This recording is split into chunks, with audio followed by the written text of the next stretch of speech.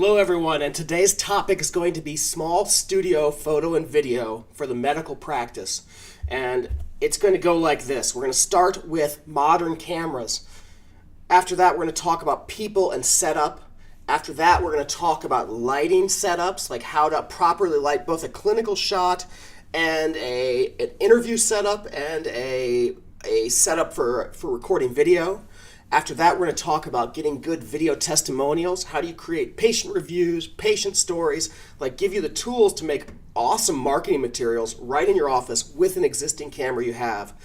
After that, we're going to talk about marketing in general and how do you apply these tools to your website, to your print collateral, and really take patient stories, patient testimonials, and create marketing.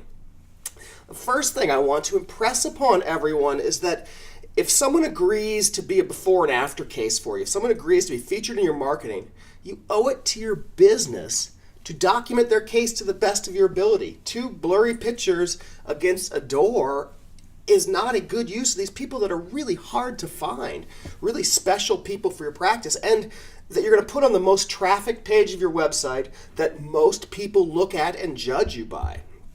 So this discussion is going to start with clinical, but then go into how do you shoot not just beautiful photography, but how do you shoot beautiful interviews, and how do you shoot people in the best possible light, and how do you create reviews, marketing tools, print, social media, like things that are really compelling, that are in the voice of the patient.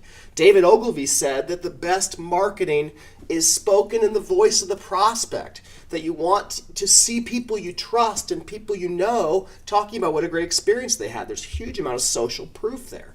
So part 1 is cameras and lenses. And we live in an awesome time for photography and for videography that cameras now are so sensitive to light that you can shoot in a relatively low light environment and still expect to get very, very high quality photography.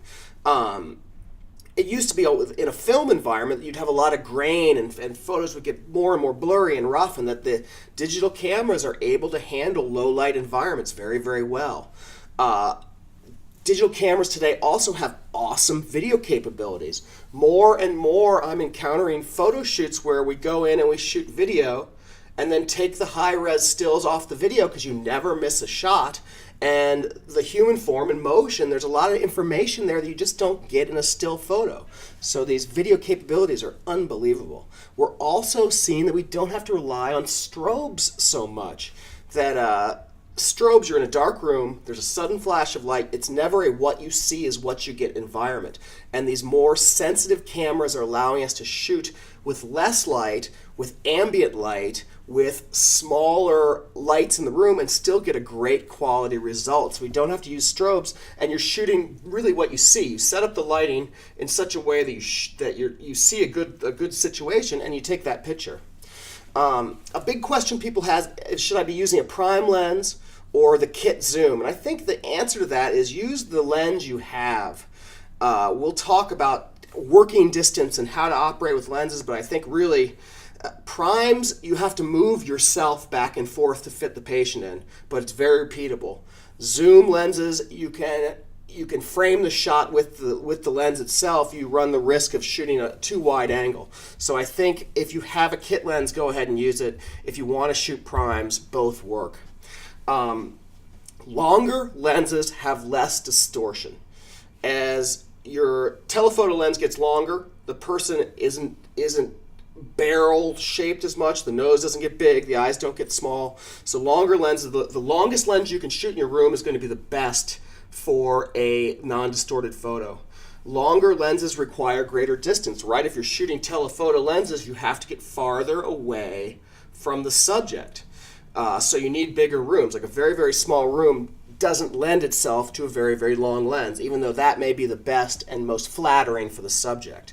More expensive lenses need less light, and we're going to talk a lot about low light, using less light, and you'll find faster lenses let in more light, and they tend to shoot a better result. So paying for a lens, you'll typically get more bang for your buck than paying for a camera.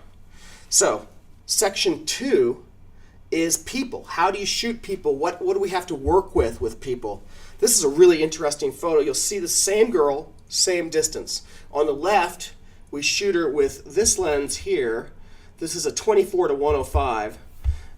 We shoot her at 24 on the left and 105 on the right. And it's amazing how much distortion you get at the wider angle of cameras. And the camera, the point and shoot that ships with a 35 millimeter lens, actually that camera out of the box doesn't shoot a great portrait because it's too wide angle. It's for shooting parties and big scenes where you need to include a lot of information. So make sure when you're using your kit lens or you're using your point and shoot camera to take the lens to as much telephoto as you can handle, you'll get a much more accurate photo. This image really illustrates the same phenomenon you'll see at the bottom right. At a focal length of 24 millimeters, you get a really distorted person. And that really the sweet spot for shooting the human head barely starts at 50 millimeter. Really it's 70 to 100 millimeter where you're really getting the least distorted photo. So be aware that when you're shooting a headshot, you want to make sure you're racking out your lens. You're using it to telephoto so you're not getting these big distorted shots that really can take a good rhinoplasty or a good result and make it less impressive. So what's the working solution to set up your room so you're using the camera to the best of its ability? You should extend your lens to its most comfortable working distance, the most telephoto you can do in the room you're in, and then you should mark the floor at a close-up length, a full face length, a breasts and abdomen length, and a full torso length. And if you get those 4 marks on the floor, you know that if you start at those spots, you'll be shooting a very consistent shot across the board. This octagon, you stand the patient there and they should turn to each of those cardinal points, or compass points rather, as you take the shot. And make sure you're shooting a correct shot every time. And it's very easy to zoom in too much. Like, carefully frame the shot, have some best practices you use because it really improves the quality of your result. So part 3 is lighting. Lighting creates color cast, and then most color cast comes from low Kelvin sources, and a Kelvin is a way of measuring the warmth or coolness of light. And you'll see every light bulb has a Kelvin rating on it, and you'll find cheap ones tend to be rated 2,000 to 3,000 Kelvin. Daylight balanced lights are the closest to pure white, and almost every brand of light comes in a daylight balanced light. So if you look for daylight balanced bulbs, you're going to radically improve the lighting in your room. Like, who hasn't seen before and afters that are all yellow or green? And that's from low Kelvin sources like cheap fluorescence in the ceiling, like sodium lights and bulbs, that if you really start to analyze the light in the room and start to bring the Kelvin rating up to about daylight, you're going to get a much cleaner shot. So ambient light is the light that's in the room, and you'll see these 3 photos are very interesting because you can see each one has a very different color of light. In the upper left, that kitchen scene, like, that's obviously lit with sodium lights, right? It has a yellow color cast to that picture. If I took a picture of a person in that room, they would probably turn out a little yellow, right? That's the color of the room. Now if I go to this clinical setting on the right, you can tell that's about 5,600 Kelvin. I bet on the right side there's a bunch of windows letting in daylight, and you can really see the balance of the room carries with it this color balance that comes from the light. Ambient light is a lighting solution with these low light cameras, that if you have enough ambient light, you're in a very bright room. It's really easy to take a documentary picture, take a clinical picture in a room with high ambient light, right? That there's enough light bouncing around that room that you can take a great picture pretty much anywhere. Like that kitchen, though it has a yellow color cast, is plenty bright enough that you wouldn't need any light source to take a great before and after. Same is probably true of this clinical environment. Probably the only one that's bad is this dark scene. It'd be very hard to take a shot in there because there's not much ambient light. So really I want to impress upon people that bringing up your ambient in a room can solve all your lighting issues and create really quite beautiful pictures. That light is what's there. It's just, it comes from windows and it comes from bulbs, and if you tune into it, it can be very good. These compact fluorescent lights also can be daylight balanced at 5600 Kelvin, and they're awesome light sources. Really, if you put two of these into two desk lamps and put them on either side of your desk, and then have someone sit across from you and you take that picture, like that's a beautiful headshot lighting environment. And it really comes from, it's not a softbox, it's not a special photography trick. It's a desk lamp with good balanced lights in it, and then a camera that can work with relatively low light situations. I remember a time when we'd set up for photo shoots and we'd bring in $100,000 cameras and we'd bring in all these hot lights and the whole room would heat up like a Betty Crocker oven.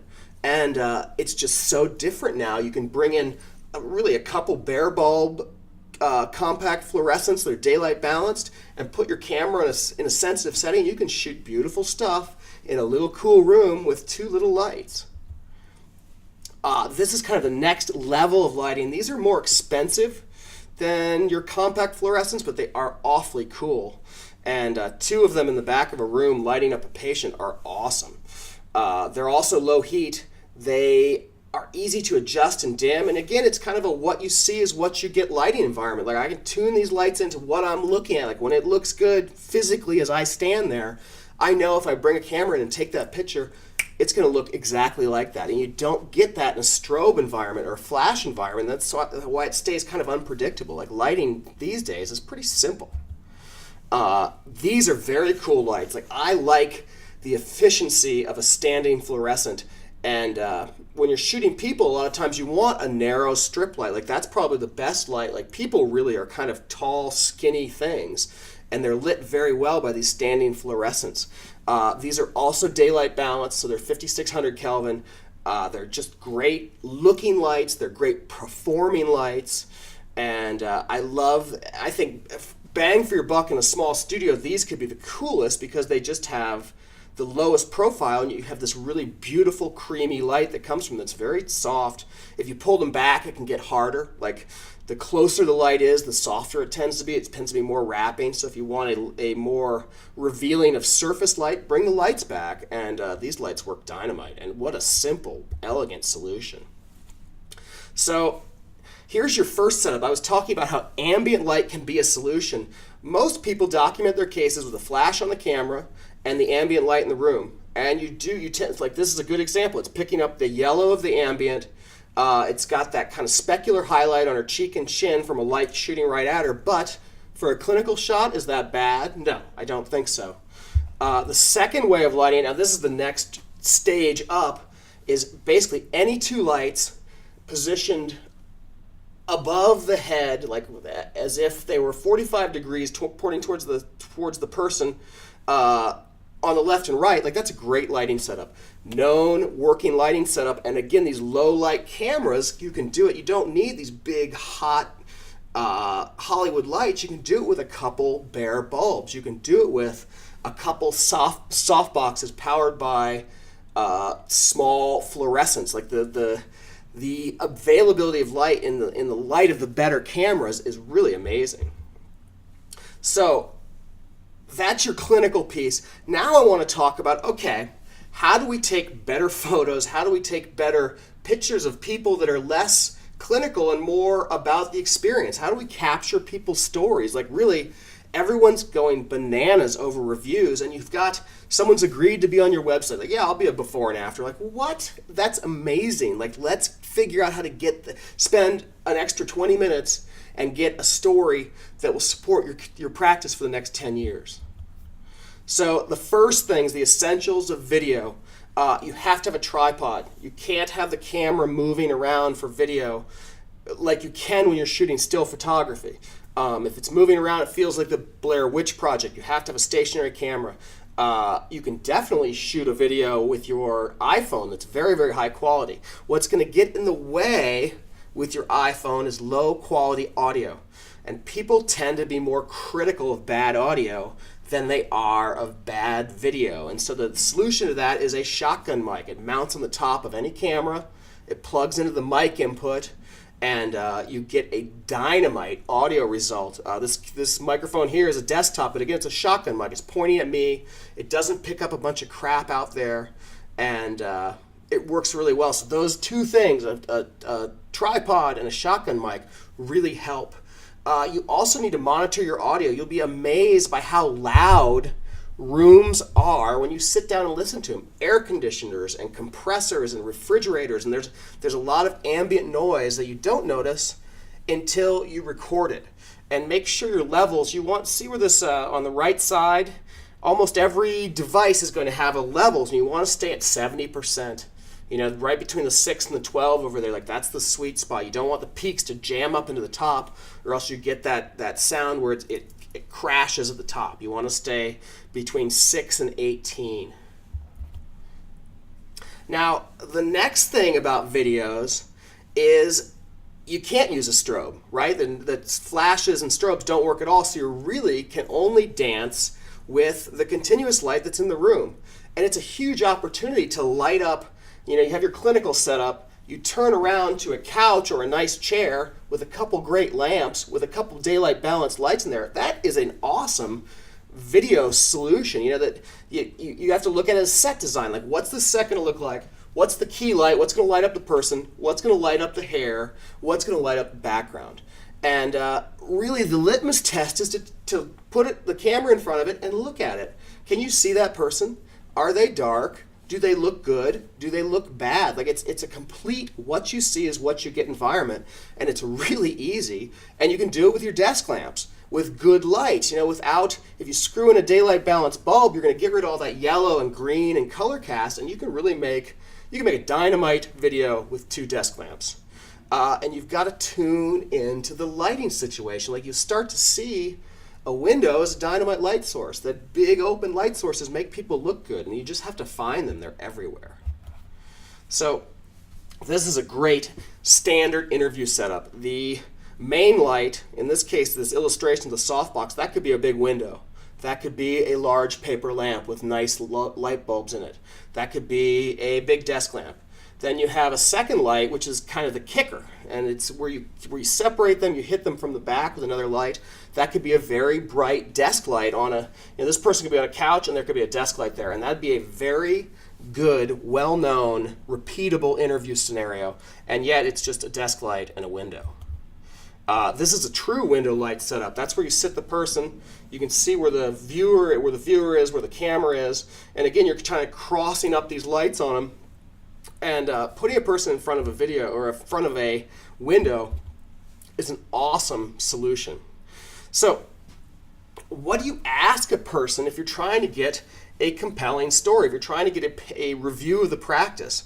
And I've broken it down to these 7 questions, you know, you kind of feel them out. I really think the start is you butter them up. You tell them they look amazing. You tell them you're the best case that ever walked in the door. You say, I wish all my patients were like you. And then you say, well, could you talk a little about how you made the choice of the surgeon? You know, and they'll probably say, well, I talked to my friends. And you to elaborate on that. Make sure you don't step on the person. You want to ask the question, like, talk a little about choosing the surgeon, and you want to count down with your hand 3, and then point to them. And that's how you get a nice gap in your delivery. You want to talk to them about their consultation. You want to talk to them about their timeline of their day of surgery. Like, what time did they come in? What was the experience like? What was their recovery timeline like? When could they pick up their kids? When could they go back to working out? If it's a breast augmentation, talk about how they chose silicone versus saline. I think the final thing should be ask for a final review of the doctor and ask for a final review of the practice and how useful, like, what do we know about reviews and the web and reviews and Google+. It's got huge value. And these 7 little questions with nice breaks in them, that's the grist of what you make awesome marketing out of. So that's how you get good videos. Let's talk about how you use them. And let's talk about how powerful videos can be. Check this out. So I wouldn't go to anyone else. I wouldn't go anywhere else. I really wouldn't. I loved working with Dr. Seidman. Dr. Schmidt is amazing. This practice is known as the gold standard in town. So, kudos to Dr. Rose. He is an excellent, excellent doctor. It's because we're both really happy right now. I can still call him up and say, hey, I have a question, and he's there to answer. Once you meet him, you're going to fall in love with him because she looks awesome. Like, how cool are those videos, and those are little excerpts of these big long stories of people's experience. And how long did it take us to make them? 15 minutes, 25 minutes. At the time isn't really, and in that case, they're in your office. Like you have this amazing opportunity to capture this story in a place that you control every variable. Like I can't do that. I have to go track these people down in real life. Look at her beautiful clinical before, and we have a clinical after too, and then we have this like marketing shot, a shot we use in print, and a shot we use for direct mail. And it's just, and what is that shot really? That's her standing in front of a big white wall. It's casting a lot of nice natural light back on her. Same story here. We have a nice patient photo. We have stories, like we're trying to tell stories. We're trying to get compelling information. And how hard are these shots to take? It's like it's more. Most of them are people standing in doorways, and somewhere where a natural light source is kind of cascading over them softly. This is another good example. Like both these shots, the shot on the right is kind of a shaded balcony. The shot on the left is a doorway with a dark interior. So she's standing, lights coming in from the sun in the doorway, and behind her's dark. Like that's an easy shot to do. And do you have doors at your practice? Then you can take a picture like that. And then what do we get? What do we do with them? Like look at how this guy, you search for Dr. David Mobley, and the video has eclipsed his authorship link. That by putting in these videos and building this stuff into the site, we're getting awesome cataloging and we're getting awesome placement. And it's also very cool for social media. Like social media is so much BS, and this is the stuff of which you make the best things out of. Like the coolest social media is people telling stories. The coolest marketing is people telling stories. There you can see it in the website. Beautiful case, awesome in the before and after. Another great example of a nice photograph. She's a dentistry case actually. Here's another one. I just like how this one's the patient. I think depends on what you would like to have it done. I believe that every plastic surgeon is not good in everything. It can be possible. What a amazing before and after, and then it's a video, and then it tells a story. Beautiful photo, and then it segues into this beautiful video. He is knowledgeable. He is what I call the perfect artist, and he's just at the end.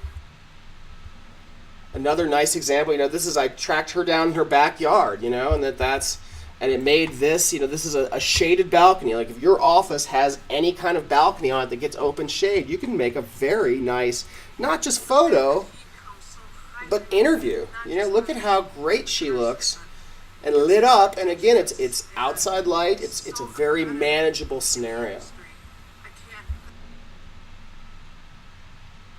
Another great portrait, simple portrait. In that case, she's standing in kind of a pool of sunshine. The light's hitting her. It's beside a house.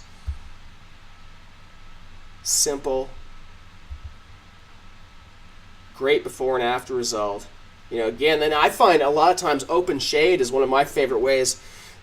Bright open shade gets a very nice, very low wrinkle picture and a great scenario for video. Like, look at this before and after. What a result. We talk about, I've got to have this great, I got to have good before and afters for my marketing. Like, you got to have good marketing pictures for your marketing. You got to have stories for your marketing. Another beautiful one. And so I'll finish on this one. Like, this is a personal trainer, and we went to the place where she trains. The facility was cool. We took this picture. This is one light, nice picture, and then we also sat her down and took this video. A lot of education, which is very important, and not just straight flat answers from your surgeon, and the fact that you are not treated like a number, not one bit.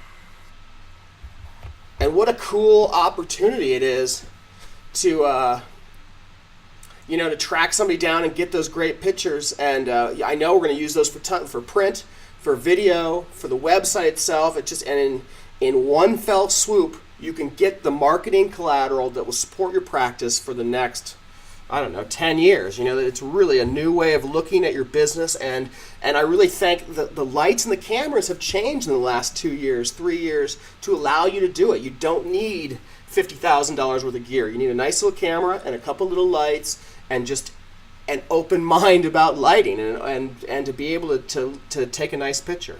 So let me go back to this slide. So this is the resources link right here. There's a ton of other videos. I found in researching this, I found a lot of great resources. So it's shod.com/2014/06/video resources. It's also on the first page of shod.com. You'll see LED lighting setups, you'll see low light setups, ambient light photography. There's a lot of other stuff around this presentation that I want you to check out. And so I hope this was helpful. If you have any questions, if you need any help with this stuff, contact me at this number right here. I really appreciate your time. Thank you.